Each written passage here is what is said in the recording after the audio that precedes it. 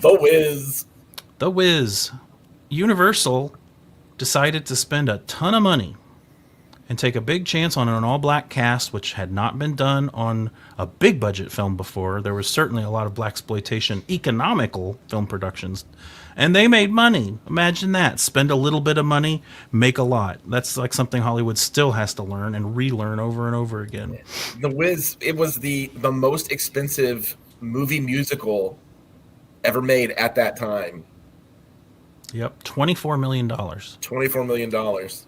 Keep in mind that just 2 years later, Empire Strikes Back was $23 million. Yeah. So Yeah. I'm not really sure that all of the dollars made it to the screen, I don't think so. but it is a big movie. It does have a big scale. It only grossed half that back. Yeah, It made about 13 million. Yeah. So it was considered a flop. I was watching the credits to this movie. I was like, what the hell is this? Like, I'd forgotten Sidney Lumet was the director. Some like Dog Day Afternoon and Network guy directed this movie. Yes. They originally, John Badham from Saturday Night Fever was going to direct. But when Diana Ross said she had to play the part, he's like, you're too old. Because she's like, I think she was in her 20s, maybe even her 30s at this point. He quit over the casting of Diana Ross, and they were able to get Sidney Lumet to come on board after that. So Sidney Lumet is an interesting choice, and I'm not sure he was the best choice, but I'll mention that later. It was based on a Broadway play. They brought in Quincy Jones to do the adaptation of the music. Quincy Jones, one of the most famous music masters out there at the time. The screenplay, did you guys notice who wrote the screenplay? I did not. Joel Schumacher. No way.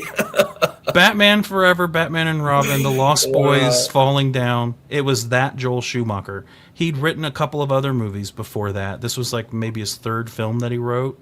I didn't realize he started off writing. I thought he started off in like hair and makeup and stuff because he did do some of that. So I didn't know that. Learned something. Also, in the end credits, who did the makeup on these three of these guys we see right here, right now? What famous makeup artist started on this movie? This was one of his first big credits. Stan Winston. Oh, Stan Winston. wow. So I was like, well, this has a really interesting freaking pedigree, if nothing else. Does anyone feel like synopsizing it or saying anything about what it's about? It's largely the same story, but transposed from like Kansas to New York City, and even Oz is like a run-down apocalyptic New York City. Yeah. And Sidney Lumet, I heard, was drawn to that aspect of it. That was what I think one of the things that excited him about doing the movie was being able to show New York in a different way. And they do kind of change some names and stuff, but I guess the character of Dorothy might be one of the biggest changes. In the 1939 film, she learns that she shouldn't want to run away from home, that there's no place like home. In this movie, it's not so much about where you are, but about who you are. Because at the beginning, I was watching the movie and I'm like, who is this mousy, sad, nervous little Dorothy? Like, what's her deal? And the character arc for Dorothy in this movie, and Diana Ross plays her, is very different. She's a sadder, more morose, less charismatic Dorothy. She sings pretty, but it's really just about a young girl. I mean, she's like not that young really, but it's like her coming into her own, like not being afraid to like speak and to like venture out of her house, to like have a life. I don't know. Her arc kind of confused me, honestly, Yeah. a little bit. And her character, although she's good, and I think Diana Ross did a good performance, the way it's written, the character of Dorothy, I don't quite understand. I don't quite get a grasp on it. It makes her like the least interesting character in the movie, just about. Yeah. Yeah. Because I like these other three. I do too. The Wiz, overall, I don't like as much as The Wizard of Oz, but it's interesting in the ways that I like it more. And the main way, I think, is in The Scarecrow, The Cowardly Lion, and The Tin Woodsman all having more character development. They all have more screen time, and their personalities all come across really vividly and very memorably. So that's one reason to like it better.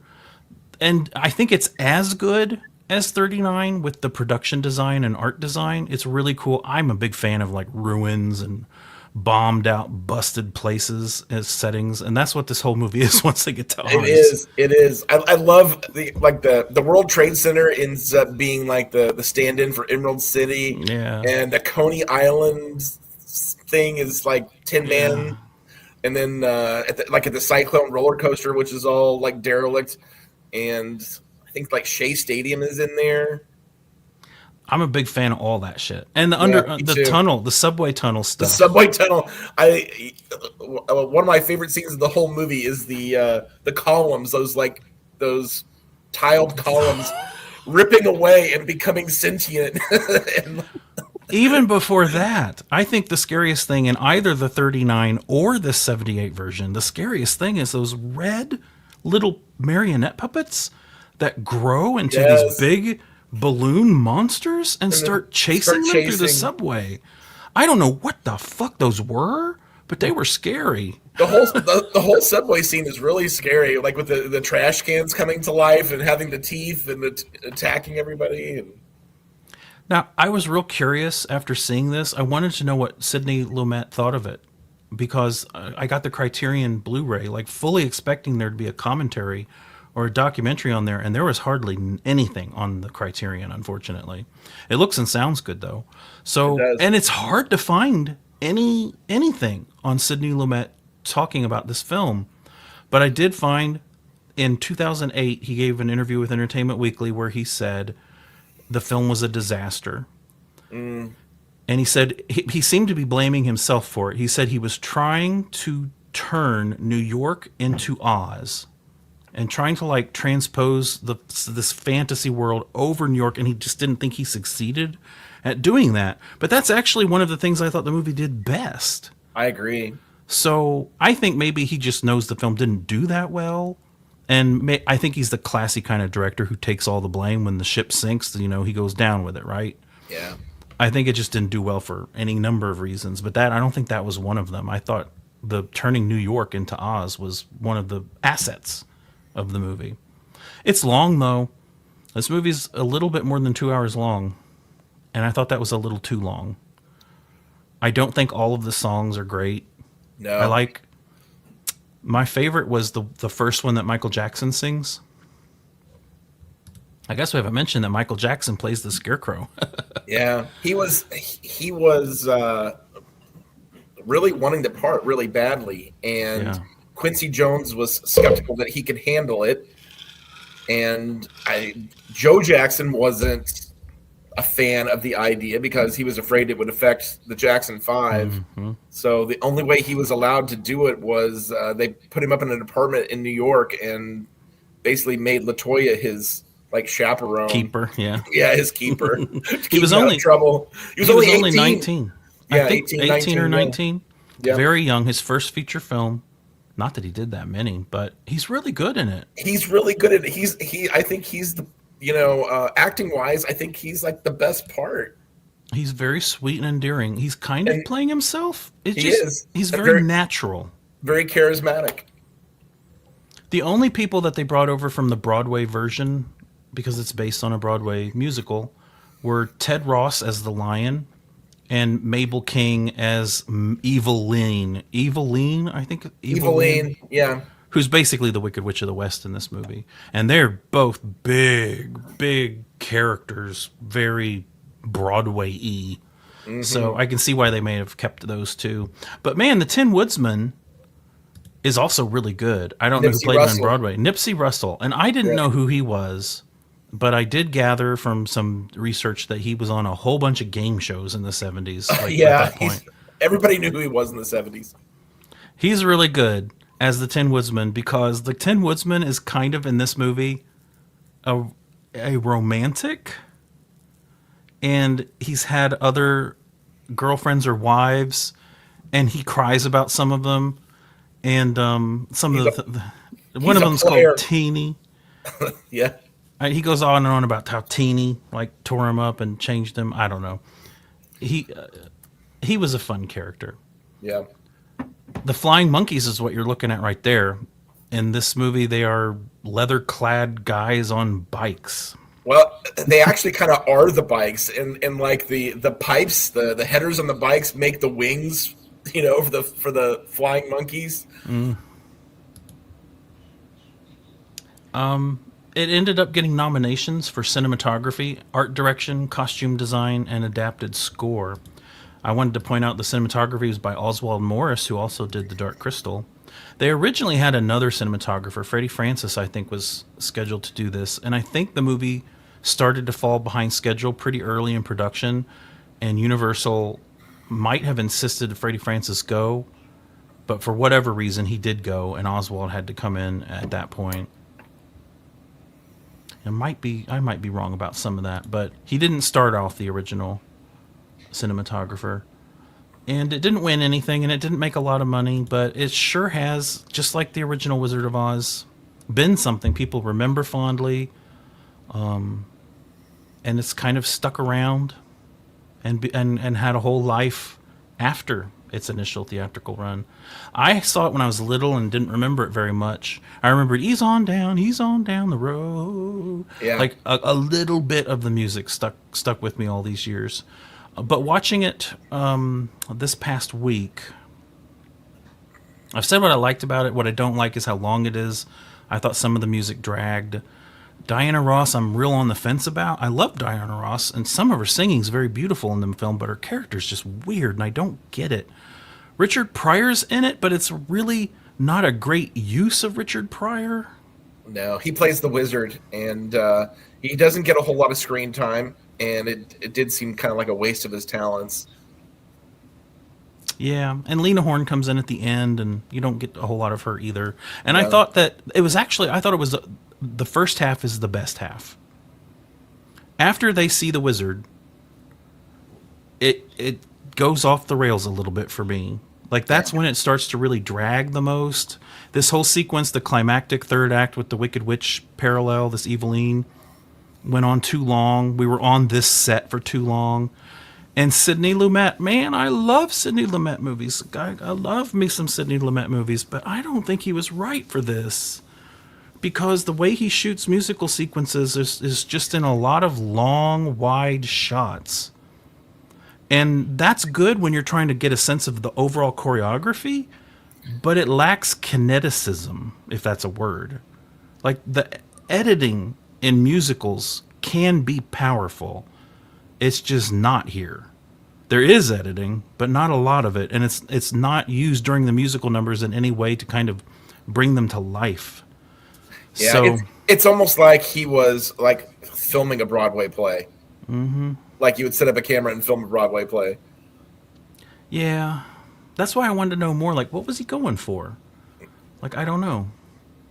I mean, I liked the movie, and then I thought it could have been better. So I have mixed feelings about it overall. Enough that I'm going to give it a good score, but not a great score. It's a 6 for me. Are you not going to talk about the Field of Poppies? I feel like you can't talk about this movie without talking about the Field of Poppies. I mean, come on. Well, I remember they just go, like, they passed like a bunch of prostitutes in like an alcove in New York City, and the prostitutes like blow the poppy dust on them. Is that what happens? That's, yeah, more or less. That's it. Yeah. I mean, yeah, it happened. It wasn't one of my favorite scenes. I think my favorite scene is the Michael Jackson musical number with the crows. What's it called? Yeah. You can't. I can't remember what it's called, but it was catchy, and I liked it. And I think, if I'm not mistaken, and Lord knows I could be, it was not from the play. I think it was made for the film. There were a couple of songs in it that were made for the film. So, Dave, what did you think of the film overall? Do you want to give it a 1 to 10 rating? I would also give it a 6. And Ben, it sounds like you did not see the movie. I didn't, but I know there's zero connection, but looking at some of the imagery, especially the flying monkeys, it reminds me a lot of the Super Mario Brothers movie. Maybe. the Bob Hoskins, John Leguizamo one, where because they kind of couch the real world aspect of that one in Brooklyn as well. So just weird genealogy there that I'm sure doesn't actually exist. But I think that it's got a lot of creativity in it, and its heart's in the right place. You can tell when a movie's heart is in the right place.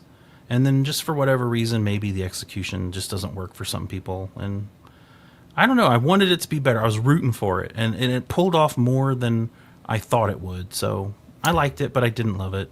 I mean, it is fun to watch. And I think pacing-wise, the pacing is pretty decent. It moves along pretty well.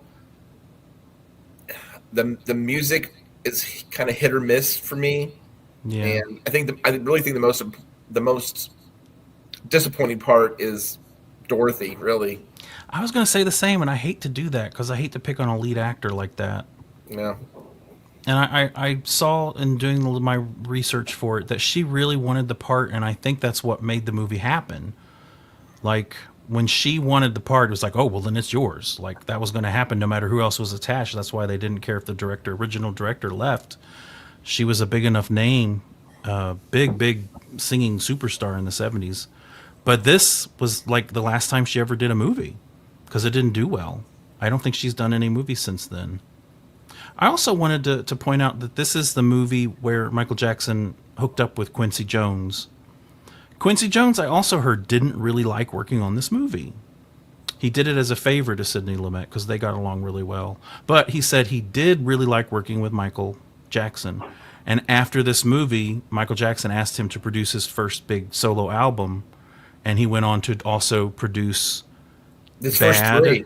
First three. I can't. What was the name of his first album? I always forget that one. And then Thriller and Bad were the next two. But I always forget. Off the Wall, was that what it was called? I can't. I think remember. so. Yeah. So if nothing else, we can thank The Wiz for pairing Quincy Jones with Michael Jackson. It's an interesting movie, and that's better than I can say for a lot of movies.